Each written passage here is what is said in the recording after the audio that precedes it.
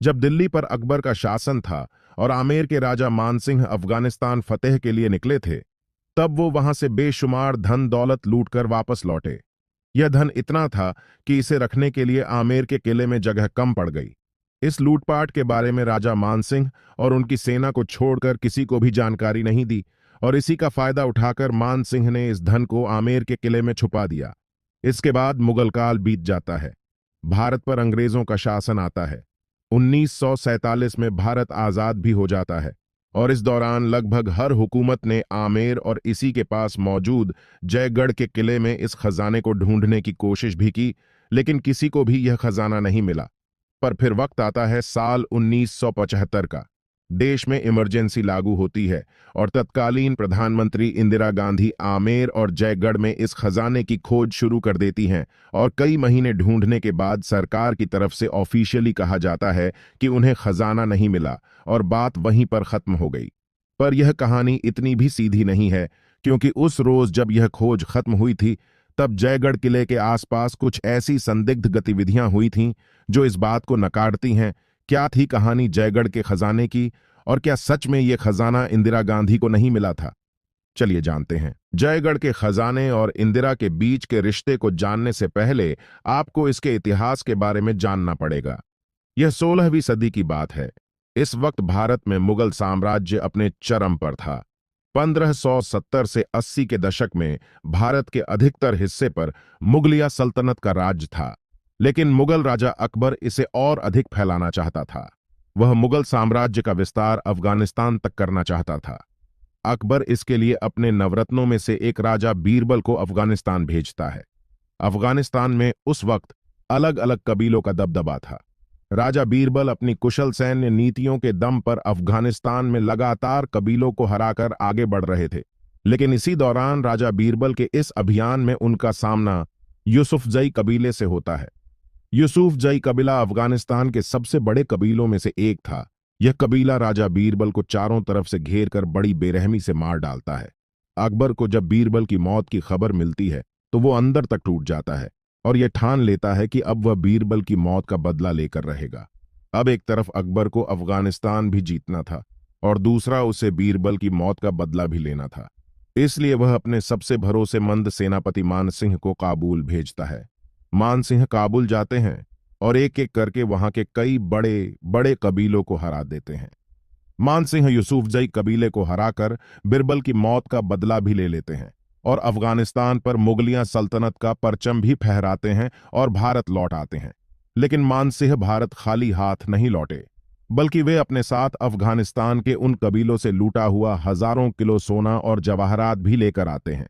अकबर को यह तो खबर थी कि मानसिंह जीत गए, लेकिन उसे यह नहीं पता था कि मानसिंह ने वहां पर इतनी भारी लूट मार मचाई थी। कहा जाता है कि मानसिंह द्वारा लूटा हुआ यह खजाना इतना ज्यादा था कि इसे रखने के लिए आमेर के किले में जगह कम पड़ गई। खजाने की ये बात सिर्फ मानसिंह और उनके साथियों को ही पता थी। बाकी कोई भी इसके बारे में कुछ भी नहीं जानता था, इसलिए उस वक्त यह बात आई गई हो गई। लेकिन इसके कुछ साल बाद अरबी में लिखी गई यह किताब हफ्त तिलीस्मत ए अंबेरी में राजा मानसिंह के इस खजाने का जिक्र किया जाता है। इस किताब में राजा मानसिंह के खजाने के बारे में काफी कुछ बताया गया था। इस किताब का हिंदी में मतलब है आमेर के 7 खजाने, पर यह किताब मुख्यतः राजा मानसिंह के खजाने के लिए ही लिखी गई थी।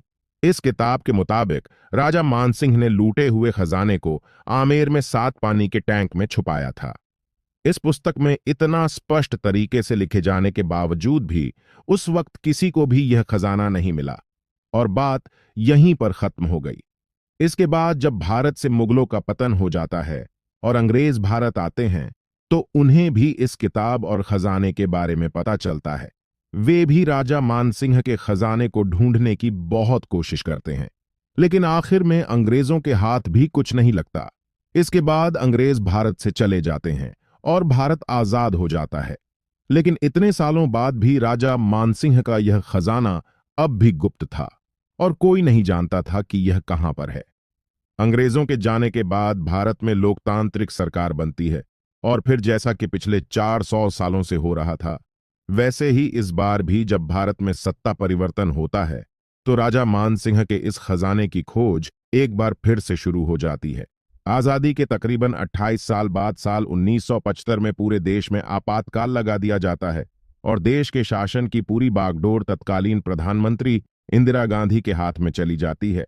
और बस फिर क्या था, आपातकाल लगते ही इंदिरा गांधी जयपुर की तत्कालीन रानी गायत्री देवी को जेल में बंद करवा देती है और जयगढ़ में खजाना ढूंढना शुरू कर देती है। लेकिन खजाने की इस खोज के बारे में जानने से पहले आपको इंदिरा गांधी और गायत्री देवी के बीच के संबंधों को जानना पड़ेगा, क्योंकि इनके आपसी संबंधों ने भी इस खोज में महत्वपूर्ण भूमिका निभाई थी।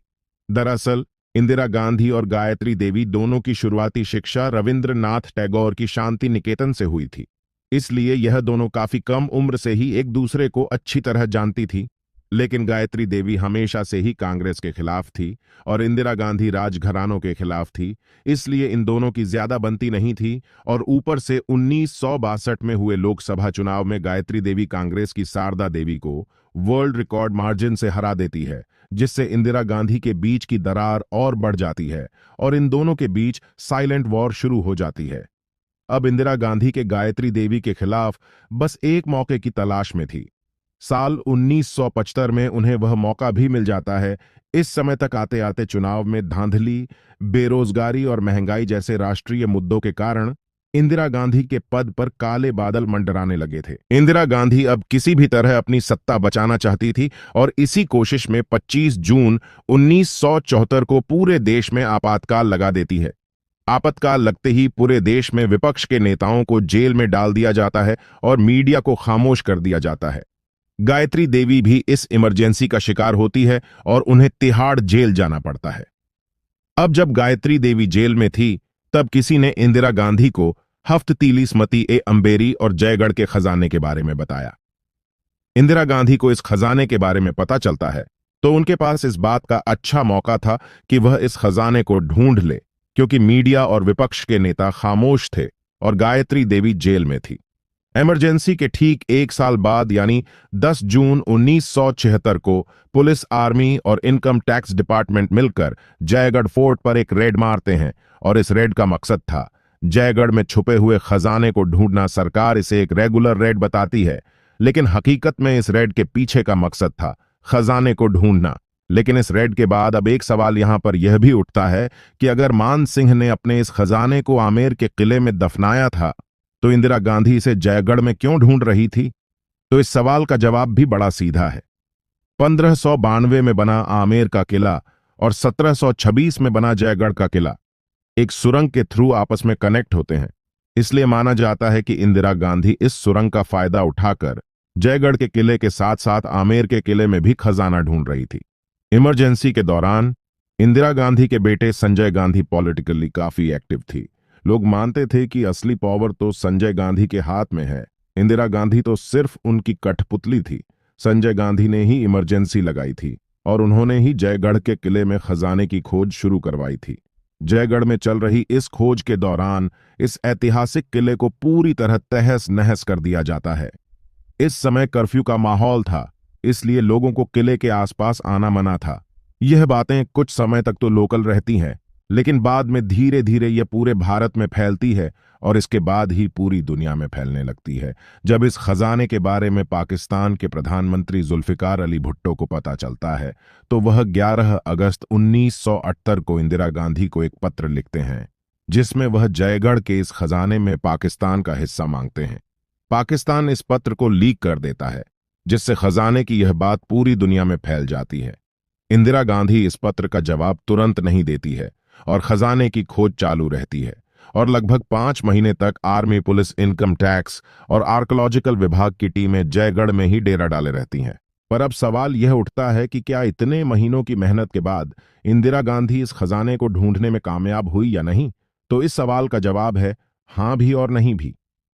नवंबर 1976 में लगभग 5 महीने तक चले इस अभियान को सरकार बंद कर देती है और इंदिरा गांधी पाकिस्तानी प्रधानमंत्री भुट्टो को एक जवाबी पत्र लिखती हैं कि हालांकि हमने अपने लीगल टीम से सलाह मशविरा किया और मुझे लगता है कि अगर हमें वह खजाना मिला भी होता तो भी इस पर पाकिस्तान का कोई अधिकार नहीं होता। लेकिन फिर भी मैं आपकी जानकारी के लिए बता दूं कि हमें यहां पर कोई खजाना नहीं मिला, इसलिए इस मुद्दे पर बहस करने का कोई फायदा नहीं है। इंदिरा गांधी द्वारा भुट्टो को लिखे गए इस पत्र से एक बात तो क्लियर हो गई कि सरकार द्वारा खजाना ढूंढने की बातें कोई हवाई बातें नहीं थीं। सरकार ने सच में जयगढ़ में खजाना ढूंढा था। इंदिरा गांधी ऑफिशियल ये कहती है कि सरकार को जयगढ़ में सिर्फ 230 किलो चांदी मिली है, इसके अलावा वहां पर कुछ नहीं मिला। लेकिन कई लोग इंदिरा गांधी की इस बात पर यकीन करने से मना कर देते हैं, क्योंकि 1976 में जयगढ़ में यह सर्च अभियान चल रहा था। तब संजय गांधी और आर्मी के कई बड़े बड़े अधिकारी जयगढ़ आए थे।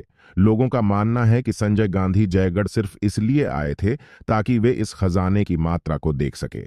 इस अभियान से जुड़ी एक और बात है जो लोगों के दिमाग में शक पैदा करती है, और वह है नवंबर 1976 की। नवंबर 1976 में जब इंदिरा गांधी ने खजाने की खोज बंद करवा दी, तो इसके ठीक अगले दिन जयपुर दिल्ली हाईवे को आम लोगों के लिए पूरी तरह बंद कर दिया गया और इस पर सिर्फ मिलिट्री के ट्रक चले। कई लोग मानते हैं कि जयपुर दिल्ली हाईवे पर चल रहे इन मिलिट्री ट्रक्स में खजाना भरा हुआ था। सरकार ने जब लोगों के बीच चल रहे हैं सवाल का कोई जवाब नहीं दिया, तो लोगों ने अपने अपने हिसाब से कई सारी कहानियां बनाई। कुछ कहानियां के मुताबिक सरकार को जयगढ़ में बहुत बड़ा खजाना मिला, इसलिए सरकार ने पहले तो जयपुर दिल्ली हाईवे ब्लॉक करवाकर इस खजाने को दिल्ली भिजवाया और फिर दिल्ली से इसे 2 हवाई जहाजों में भरवाकर स्विट्जरलैंड भिजवा दिया। लेकिन आज तक इस कहानी का कोई भी सबूत नहीं मिला। अब यहां पर एक सवाल यह भी उठता है कि अगर सरकार सही कह रही थी और जयगढ़ में कोई खजाना नहीं था, तो आखिर मानसिंह प्रथम का यह खजाना गया कहां? इसके जवाब में कहा जाता है कि राजा जयसिंह द्वितीय ने मानसिंह के इस खजाने को ढूंढा और जयपुर को बसाने में इसका इस्तेमाल किया। इन कहानियों के पीछे कोई ठोस आधार नहीं है, इसलिए इनकी सच्चाई के बारे में कुछ नहीं कहा जा सकता। गायत्री देवी भी जब जेल से बाहर आए तो उन्होंने भी सिर्फ इतना ही कहा कि जयगढ़ में कोई खजाना नहीं है। सरकार ने तो सिर्फ उन्हें डराने के लिए इनकम टैक्स की ये रेड मारी। लेकिन गायत्री देवी भले ही कुछ भी कहें, पर इंदिरा गांधी और जुल्फिकार अली भुट्टो के बीच हुए पत्राचार से यह बात तो स्पष्ट है कि इस सरकार ने जयगढ़ में खजाना ढूंढने की कोशिश तो की थी, पर उन्हें खजाना मिला या नहीं मिला यह पता नहीं है। साथ ही हमें यहां पर कुछ सवालों का जवाब भी नहीं मिलता, जैसे कि उस दिन जयपुर दिल्ली हाईवे को ब्लॉक क्यों किया गया और वहां पर संजय गांधी और मिलिट्री क्या कर रही थी? जयगढ़ के उस खजाने का क्या हुआ? इसका जवाब आज तक किसी को नहीं मिला। लेकिन एक बात तो स्पष्ट है कि इस खजाने के चक्कर में सरकार ने जयगढ़ को पूरी तरह तहस नहस कर दिया, जिससे इस ऐतिहासिक धरोहर के साथ एक बहुत बड़ा खिलवाड़ हुआ। जयगढ़ किले के इस खजाने पर आपकी क्या राय है? हमें कमेंट सेक्शन में जरूर बताइए। ऐसे ही और वीडियोस देखने के लिए आप राइट और लेफ्ट में दिए इन वीडियोस पर क्लिक कर सकते हैं। धन्यवाद। जय हिंद।